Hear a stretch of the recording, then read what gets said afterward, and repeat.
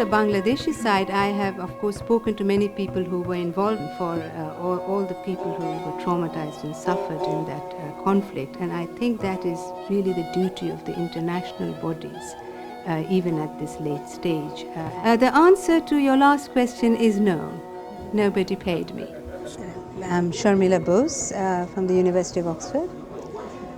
This book is a chronicling at the grassroots level through the investigation of detailed incidents on the ground during the 1971 conflict, which tries through those detailed incidents and the humanizing of the war to try to learn something about what the conflict was about.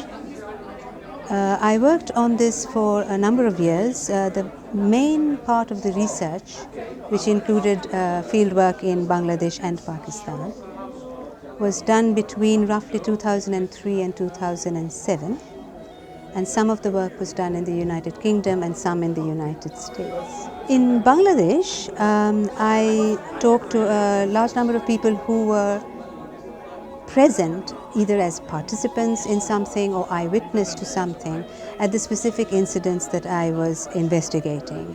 This was in towns, villages, in several of the districts which I list in the book.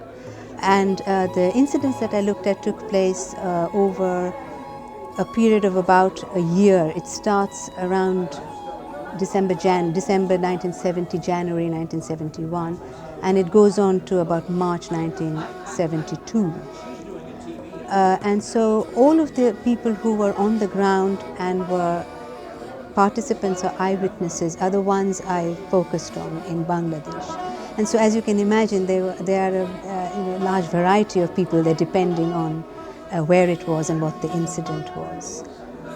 In Pakistan, I concentrated on trying to find people who were junior army officers at the time serving on the field in East Pakistan, because these were the people who were actually carrying out martial law duties there, who were doing counterinsurgency and war fighting. I did talk to some of the very senior people. I was fortunate enough to be able to talk to General Niazi before he passed away. I have talked to Sahibzada Yaqub Khan.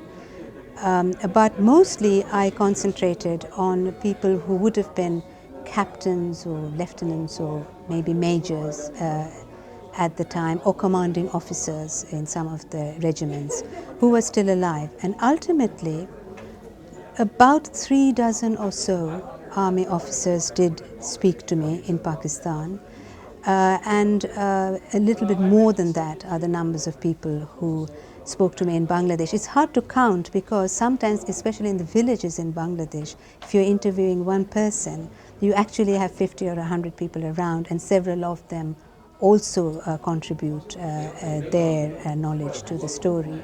So it's a little bit difficult to keep count of how many.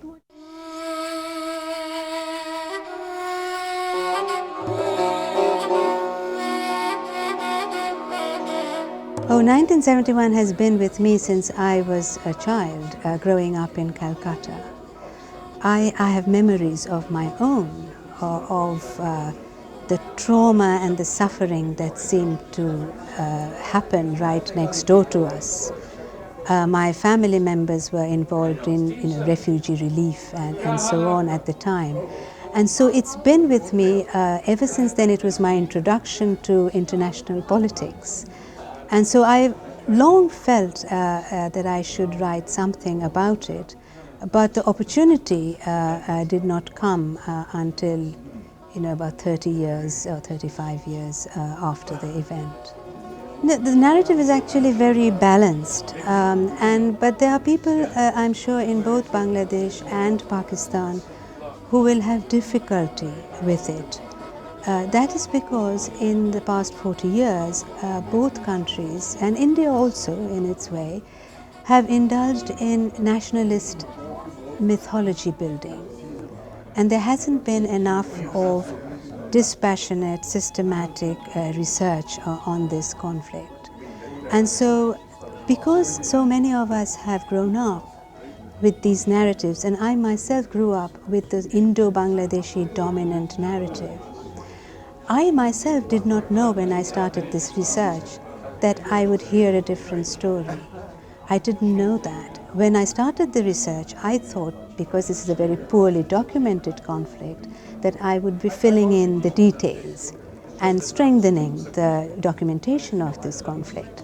It's only after I started doing the research I found that what people were telling me, the story that was emerging from the ground, was rather different from the dominant narrative that I had grown up with. And I had difficulty accepting that myself. So I understand that people both in Bangladesh and in Pakistan who have grown up with this nationalistic mythology will have difficulty in accepting a correction of that.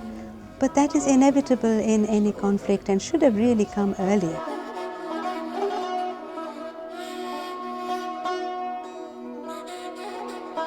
This book doesn't focus on India's role, though India is ever present because of its heavy involvement in the conflict. The book focuses on the conflict between Pakistanis, effectively, with one side breaking away to form an independent country. With regard to the Pakistan Army, which is the instrument of state policy for much of the year, though not in all of the year, only after March 25th is it the instrument of state policy, and my book starts earlier than that. The Army's actions are a complex phenomenon. I mean, there were people who were trying to fight a counter-insurgency in very difficult circumstances, as best they could, following some code of conduct of war. There were many honorable people there as well who may not have agreed even with their own country's policies, but their duty was to do what they had been sent to do.